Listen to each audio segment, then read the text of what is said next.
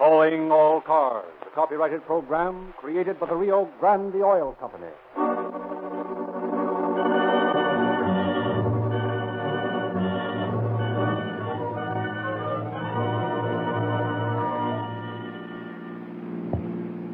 Police calling all cars, attention all cars, broadcast 6 regarding a holdup on Terminal Island just before noon. There's 2 bandits. Number 1, dark complexion, Mexican or Filipino, about 20 years of age, wearing a dark suit and gray cap. Number 2 is also dark, wearing a gray suit and gray cap. These men may be heading north toward Los Angeles. Keep your eyes open, boys. That's all. Rolls and close.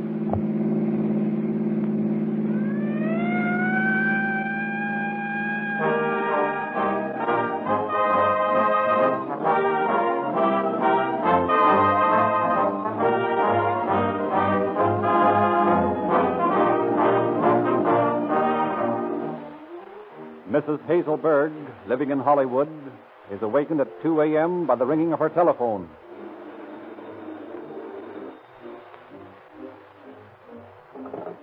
Hello? Goodbye, Hazel. This is Virginia. I've turned on the gas. I'm dying. But before I leave this world I hate so much, I wanted to say goodbye to you. Goodbye, dear. Oh, hello? Hello, Virginia. Hello. Oh, operator, give me the police department. Quick, this is an emergency. Please. Also, the police calling car 42, car 42. A woman committing suicide with gas at 7566 North Edinburgh in Hollywood. That's us. Let's go.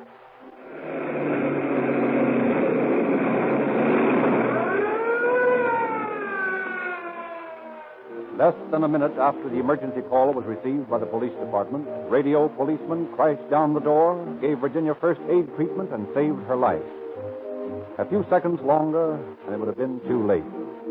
And because the police meet hundreds of emergencies like this every day, when seconds saved mean the difference between life and death, they specify Rio Grande cracked gasoline to power more police and emergency cars than any other brand.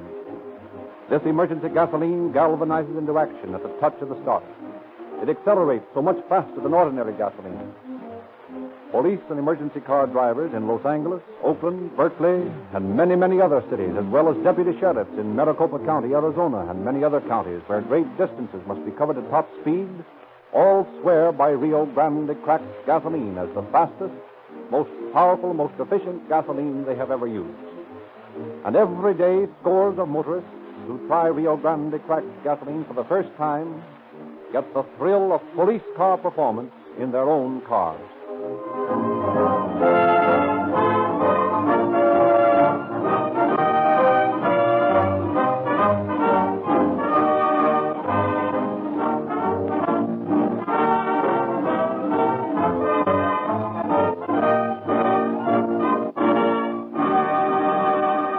And now it is our pleasure to introduce Chief of Detectives H.S. Seeger of the Los Angeles Police Department. Chief Seeger. Good evening, friends. The law enforcement problems of the Los Angeles Police Department are complicated by the large colonies of foreign language-speaking people in our city. These people do not always understand the work of our police officers. When our department attempts to solve a crime occurring in one of these foreign colonies, we meet many difficulties, as you will hear tonight. It is hard to make our mission understood, and it is even harder for our police officers to understand the meager explanations in a foreign tongue. Despite these handicaps, there are mighty few unsolved crimes of any magnitude. Our detectives must merely work harder and longer tracking down clues. Eventually, we always get the culprits. Tonight's case is a typical of the disadvantages under which our police work. The description of the bandits was so vague it seemed almost impossible that we could even locate them. The story of the missing Mexican sheiks that you are now about to hear is typical of the almost superhuman diligence of your police officers in working out a successful conclusion to a case that had no clues.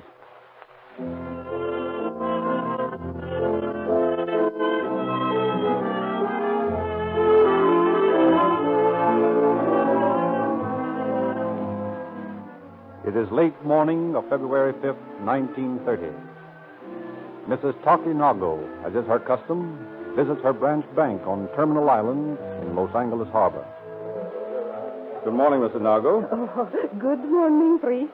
What will it be this morning? Oh, I think I take out money today. All money in bank. Oh, today's your big banking day, isn't it? Oh, yes.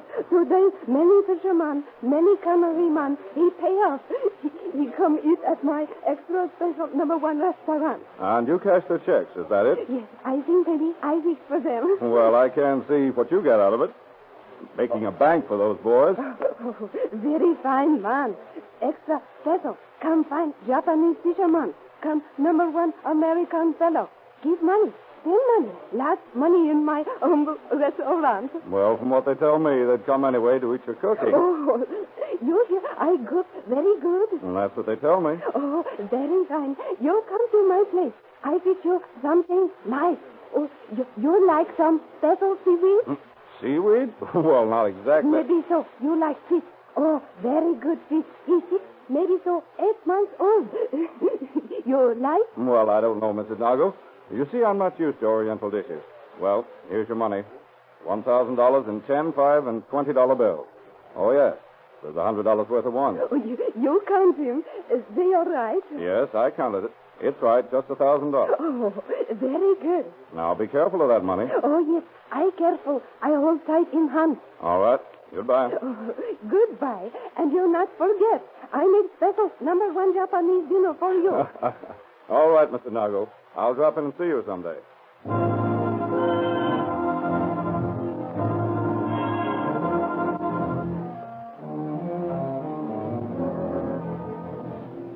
As Mrs. Nago leaves the bank and walks down the street toward her chop suey restaurant, a sedan, which has been parked across the street, makes a U-turn, passes the little Japanese woman, and comes to a stop a few feet ahead of her.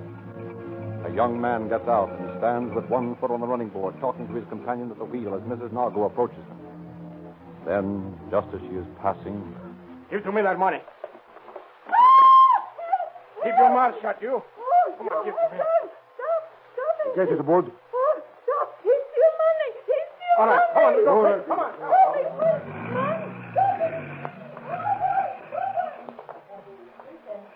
$0.17 for a registered letter, 20 cents in all.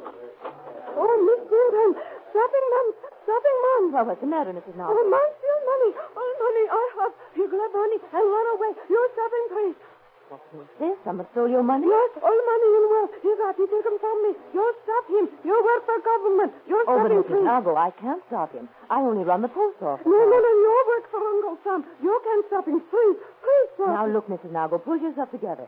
I can't do anything about it. But you run over to the fire engine house across the street. Please? Right over there, to the fire engine house. And you tell them, and they'll call the police. They do. Yes, now hurry. Oh, thank you, Miss. Thank you. I'll go. Oh, my boy. You never should have left an opening like that. 1, 2, 3. There, make that a king. There's 2 more. That wipes you off the board. Yeah, I guess you got me that time. Hey, look at that Jap woman streaking across the street. Oh, that truck nearly got her. Oh, here's a fireman. You help, please. I find very great trouble. What's that? Oh, man, he grabbed money from my hand. He ran away fast in automobile. What's that you say? You've been robbed? Yes, I robbed. All money in world. I got no more money. Please, you're stopping. You make money come back. How much money did he take? Oh, maybe so. I think $1,000. $1,000. What did he look like? Oh, he's dark. I think he maybe so Mexican. How was he dressed? Please? What did he wear? He wearing gray suit. Cuff too, I think. What kind of a car was it? Please? What kind of a car? Oh, automobile. Yes. Maybe so bright green. Anybody with him? Yes, he have friend. Friend drive car very fast. What did the friend look like? Oh, he Mexican too, maybe. He wear dark suit. Cuff too, I think. And which way did he go? Oh, down that way. Toward the drawbridge. You think you'll find him. You're stopping him, maybe so. Big Black, my money. Well, ma'am, I'll do the best I can. Give me the drawbridge. Hello? Harry? Christ at the engine house. Say, Harry, a couple of Mexicans just pulled a strong-arm job down here and got away with $1,000. Lift that bridge of yours, will you? Yeah. Yeah, I want to hold up all the traffic from the island until the Dicks can get over there from San Pedro. Yeah, I'm going to ring them right away.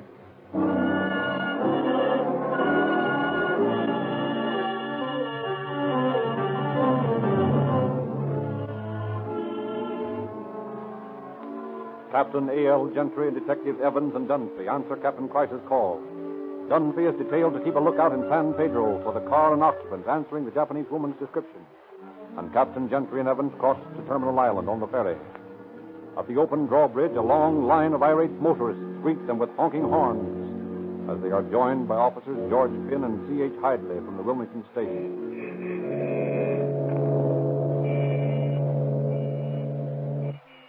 Hello, Captain. We've been waiting for you. Hello, Finn. Got here as soon as we could. Hey, come on. Let's get going. All right, you'll be moving in a minute. It's about time. Hey, they're getting sort of restless back there, aren't Well, a little delay won't hurt 'em any. Now, here's what I want you men to do. they? Yes, sir. We'll drop the bridge. Then sift this line of cars and trucks out. Get the license number, description of every car, and the name and address of every occupant. Yes, sir. And if you find a light green sedan with 2 Mexicans or Filipinos in it, one dressed in a gray suit and the other in blue, both wearing caps, arrest them and bring them in. Right. I doubt if you'll find them in this lineup, though. The chances are they've abandoned the car. Evans and I are going to take a look around the island and see if we can locate it.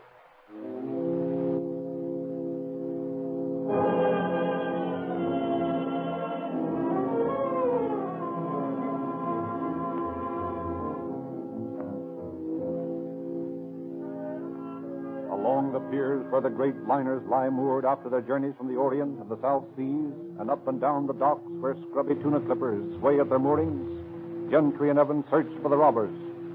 Their hunt leads them past warehouses that smell of cargoes from far places of the earth, and through streets where the fishermen are drying their nets, past canneries, and past lumber freighters. Finally, as they turn into Seaside Avenue... Say, Captain, this might be it. What? You see that sedan down there? Parked right in the middle of the street. Both front doors are swinging open. Yes, sir. Say, we'll have a look at that. No, that couldn't be it. The description is light green. This car's blue. Oh, that don't mean nothing. That poor Jap woman was probably so scared she couldn't tell the difference between light green and dark blue. Come on, let's have a look. Okay. Looks like somebody left it in a hurry. Yeah, they've been running it fast. That radiator's hot. Who's it registered to? Let's see. Now, you might know it's a rented car. California Auto Park in San Pedro. I'm going to ask that woman over on the porch there if she saw anybody in the car. Okay. Pardon me, ma'am. Do you know who owns this car? No sabe. Did you see anybody leave it there? Sí, dos hombres. 2 men, eh? Sí, What'd they look like? Were they Mexicans? maybe. How were they dressed? One, he wear gray suit. Other, he wear blue. Well, did they wear caps? Sí. You know him? No. Do you? No sabe. Do they live around here? No sabe. Well, ever see them around before? No sabe. Well, that's good enough. Thanks. Well, Evans, your description tallies. I guess this is the buggy we're looking for. Yeah, a lot of good it'll do. These mugs didn't give the right names when they rented it, I'll bet. Well, we'll follow it up anyway. I'm going to phone the California Auto Park and see who rented this car. In the meantime, you'd better dust and photograph what fingerprints you can find. Right.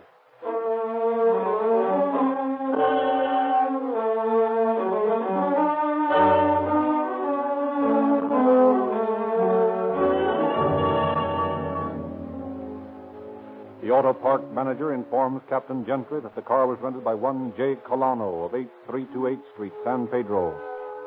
On the way back from Terminal Island, the detectives check this address and discover that it's a school building. They return discouraged to the San Pedro police station to determine their line of action.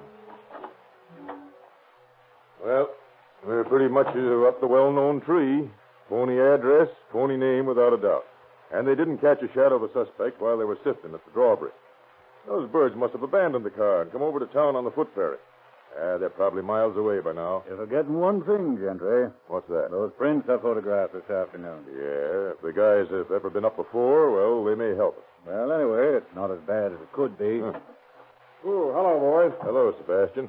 How's the Merchant's Patrol? Okay. I dropped over from the island to get the latest dope on the crime. Well, there isn't much dope. We found an abandoned car with some prints on it. Well, that's something. I've been up at the bridge with the boys checking cars. You didn't have to do that. You're paid to guard warehouses, not to do our work for us. Well, I wanted to get in on the excitement. Yeah, from all I hear, there wasn't any. Not very much. But I thought I'd drop over and give you some dope I got on a hunch. Still playing hunches, Sebastian? Yeah. Sometimes they're a good idea. Well, I don't know whether this is worth a nickel to you, but a few days ago I saw a couple of Mexican sheiks over on the island that were dressed like the ones described in this holdup. Yeah? What were they doing? Oh, they were innocent enough. Had a couple of girls with them. And they were taking pictures. But here's where the hunch comes in. Somehow they didn't look on the up and up to me, so I took the license number of the coupe they were driving. I got it here someplace. You want it? Sure. Here it is. Here. 5 Edward 1495. Now, wait a minute. I put down that number again while I was checking at the bridge. I'm sure I did, too. But wait till I look at this other list. Yes, sir, here it is. 5 Edward 1495. Chrysler coupe with 2 Mexican dames in it. Yeah, here's their name. Dolores Gonzalez driving, accompanied by Mona Martinez, both employed by the Gold Star Fish Cannery. And they live up on 8th Street near the school. Yeah, we know all about that school. That's where this guy who rented the car lives. Hey, you'd better hop up there to the girls' rooms and see if you can find them, Evans. Try to wire Sacramento and get the registration on this license number.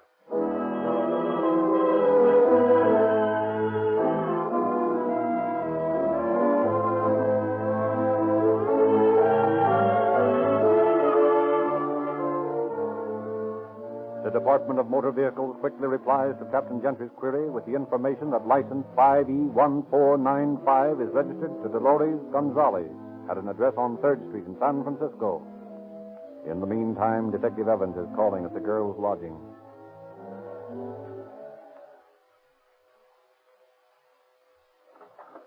Yes, You the landlady here? I am. I'm trying to locate Dolores Gonzalez and Mona Martinez. They live here, don't they? Well, they did. What do you mean? They checked out a half hour ago. They did? That's what I said. You know where they went? No. And this ain't no information booth for their boyfriend. Wait a minute. Don't shut that door in my face. I'm not a boyfriend of theirs. I'm a police officer. A police officer? Oh, I always knew them two would get into some kind of trouble. No, they're not in trouble. I want to question them. Well, they ain't here. I told you that. Are you sure of that? Sure, I'm sure of it. Oh, here's the money they paid the rent with. Here. Just a minute. Let me see that dough. New $1 bills. 5 of them. I'll give you a $5 bill for them. What for? Because I want them. Well, all right, I guess, if your 5's good money. Well, if it isn't, you can always find me at the police station. Look here. You said something about the boyfriends of these 2 girls. Did they have many? Oh, it wasn't the number. It was the kind there was. What do you mean? Oh, a couple of sheiks used to hang around here most of the time. What did they look like? They was Mexican. One was sort of dark, and the other was lighter, with curly hair. You don't have a picture of them, do you? Why should I have a picture of them? Well, I just wondered. Did the girls have any pictures of them? Ah, they was always taking pictures. That Dolores girl had a roll of film in her hand today when she paid me the rent. Oh, she did? Yes, she did. Look here, I don't see where this is getting anybody, and I got a lot of work to do. Quite all right. You told me all I want to know. Why, I haven't told you a thing. That's what you think. Thanks very much. Good day. Well, I declare.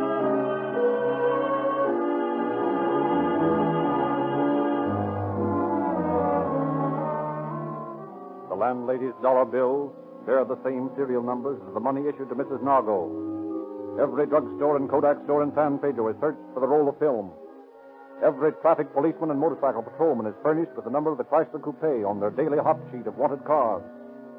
San Francisco police are asked to watch for the 2 girls in the coupe, and police in Ventura, Santa Barbara, San Luis Obispo, every town between San Francisco and Los Angeles are requested to be on the lookout.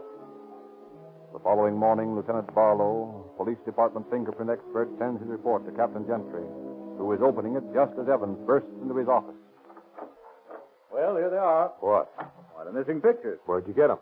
Picked them up at the Green Cross drugstore. They were in the name of that Gonzalez girl. Oh, that's swell. Let's say, look here. Barlow reports that the prints on that car are the same as those of Paul Jojola, alias J. Colano. Well, I'll be. Used his old aliases when he rented the car. Yep. He's on parole now after serving time for a robbery job in 1928. Up to his old tricks again, eh? Looks like it. And say, here's a kick. Yeah? Oh, this is good. His address entered on his police record is 832 8th Street. At school again. Well, let's have a look at those pictures. Yeah, here they are. 2 women and 2 guys. Well, so far so good. They fit the description. Yeah, here's the wavy-haired one wearing the gray suit and the darker one in a blue suit. Yeah. And look at this. The wavy-haired one poses full face with one of the dames in this picture. And then in this one, he poses profile. That's as good as shooting him for the mug book. If we can find a mug on him, it'll be a cinch to identify him. Well, one of these guys is Colano. The question is, which one? Better get Barlow to send you his mug. I'll do that right away. And you take these snaps over to the island and see if you can get an identification from the Japanese woman. Oh, yeah, and you'd better stop in on that landlady and the parking station manager. See if they recognize him, too. Right.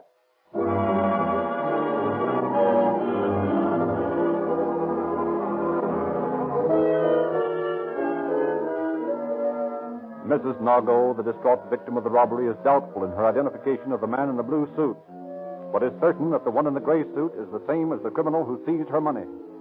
The landlady identifies the curly-haired man as Dolores' boyfriend, and the darker one as Mona's sweetie. The manager of the auto renting park identifies the darker suspect as Colano, the man who rented the car. But the police are stopped when they try to identify the curly-haired man in the gray suit. Then, the next day, as traffic officer L.H. Bowden stands his watch at 6th and Spring in Los Angeles.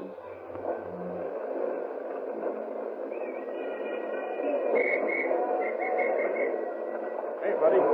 Order that green coupe going down Spring. Okay, jump on. What's up? I wanted car and they didn't stop. Well, you can't get through that traffic on 5th. Here we are. Pull over to the curb. Who, me? Yes, you. The big idea of not stopping when I blew my whistle. Were you whistling at me? Yes, I was. No, Dolores never stopped when men whistle at her. Well, she better stop when a man wears a badge. I gotta put you girls under arrest. Arrest? What for? Well, we stopped with that light back there. Yeah, I know. It ain't that. This car's wanted. Wanted by who? Wanted by the police. Oh, but this is my car. It's not stolen. It's mine. Hey, we ain't done nothing. I can't help that, girls. I gotta take you in.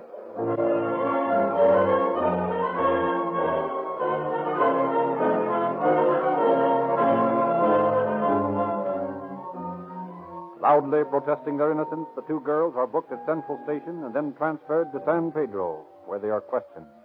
Ah, come on, boys. What's the big idea of pinching Dolores and me? We ain't done nothing. Nobody said you have, Mona. We just want to ask you some questions, that's all. Yeah, and show you some pictures. Picture? What kind of picture? Oh, some friends of yours. Some friends of mine. Who? Did you ever see this guy before? Him? No. Never saw him before in my life. Sure of that? How come he's posing with you in this shot? Oh, Say, what's the idea of copying our pictures, Oh, you huh? can have them back after we're through with them. Sure you can. But right now, we're interested in this guy in the picture with you. A pretty cheeky-looking boyfriend, ain't he, Mona? Yeah, he's okay. But he ain't mine. No? Whose is he? Dolores. We just posed that way for fun. Yeah? Who took the picture? Dolores. Sure it wasn't this guy. Why, who's that? Oh, come on, Mona. You wouldn't fool us now, would you? Oh, I don't know who he is. I never saw him before. Well, how about you, Dolores? We found a money order for $25 in your purse. Made out to a Julia Gonzalez in Puerto Rico and signed by Ignacio Gonzalez. Who is this Ignacio Gonzalez, Dolores? Your brother? I haven't got any brothers. He's just a friend of mine. How come you got the money order? He asked me to send it. How'd you pay for it? In new dollar bills? What do you mean? Maybe the dollar bill was taken from that poor Japanese woman a couple of days ago on the island, eh? Say, what are you trying to pull off? I don't know nothing about no new dollar bills or Holdup. Who is Ignacio Gonzalez, Dolores? Just a friend of mine. Is this a picture of him? Madre, how did you... Never mind how we got them. Who is this man in the gray suit? Is this Ignacio Gonzalez? No, I tell you, I never saw him before. But you must have. Why, here's a picture of your friend Mona and him, and Mona tells us you took the picture. Now, who is this chick, Dolores? What's his name? Well, we call him Buddy. That's the only name we know. He's a friend. He's been visiting down here from San Francisco. But it ain't done nothing. You can't pin anything on him.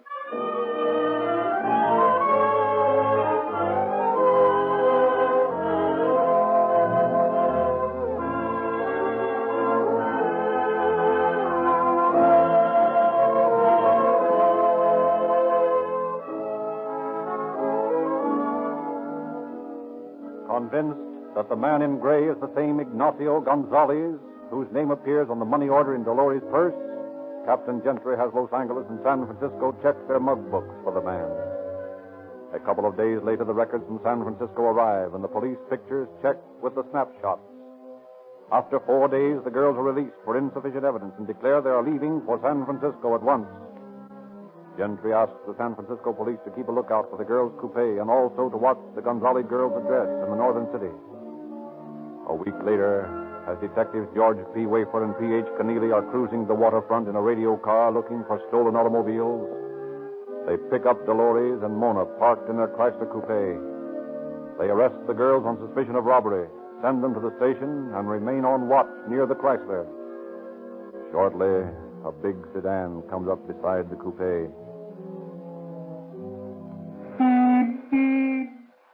Hey, Dolores, what are you doing?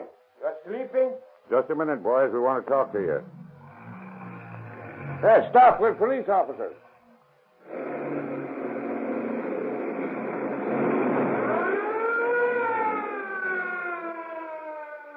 Threading their way at breakneck speed through the narrow streets around the waterfront, the police car follows the fleeing sedan. So fast is the pace of the police car that it smashes into the rear fender of the sedan before it can be stopped.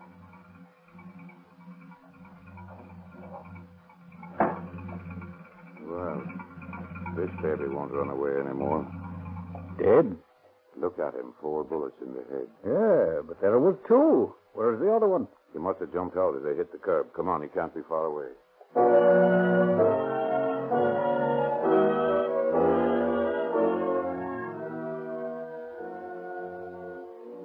In the wrecked car, Detectives Wafer and Keneally find the body of Kalain, apparently shot at the wheel as he sought to escape.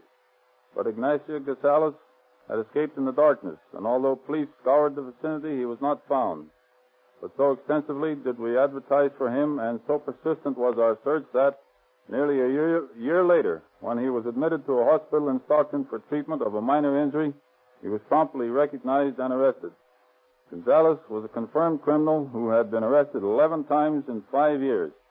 This time he was convicted on a charge of first-degree robbery, and it is doubtful if the parole board will again release such a habitual offender from his present home in San Quentin Penitentiary. Thank you, Chief Seeger.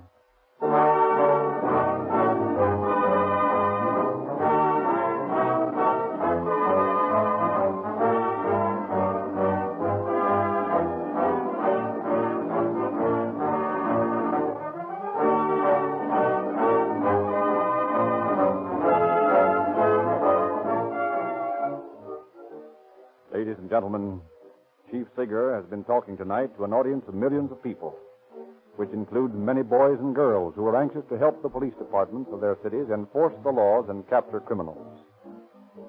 The Rio Grande Junior Police Department has enrolled hundreds of thousands of these boys and girls on the side of law and order. Rio Grande supplies police badges, detective microscopes, fingerprint outfits, and other detective and G-man paraphernalia free to all members. We invite every boy and girl listening tonight to join. See the Rio Grande dealer in your neighborhood and ask how you can get your detective outfit free. And parents, bring your youngsters with you when you drive in for Rio Grande cracked gasoline. While they're enrolling for crime prevention, why don't you enroll for accident prevention? Now is the time to lubricate for safety, and your Rio Grande dealer is equipped to give your car scientific Sinclair lubrication. This is entirely different from the ordinary grease job you usually get. Sinclair engineers have worked with the manufacturers of your car, of every car, and both have agreed upon a certain Sinclair oil or lubricant for every moving part. Sinclair lubrication is the kind your car maker specifies. Sinclair makes over 120 different oils and greases to ensure that your car is scientifically and correctly lubricated. All Rio Grande cracked gasoline dealers are equipped and trained to give your car Sinclair scientific lubrication, the kind that prevents accidents.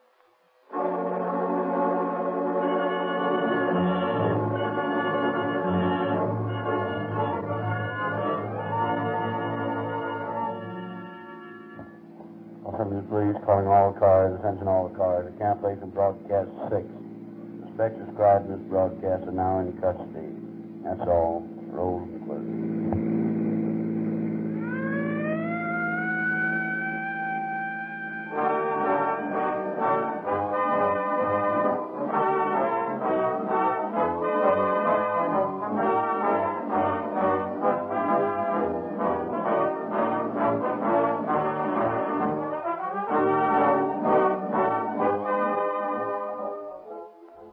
Frederick Lindsley, bidding you good night for the Rio Grande Oil Company.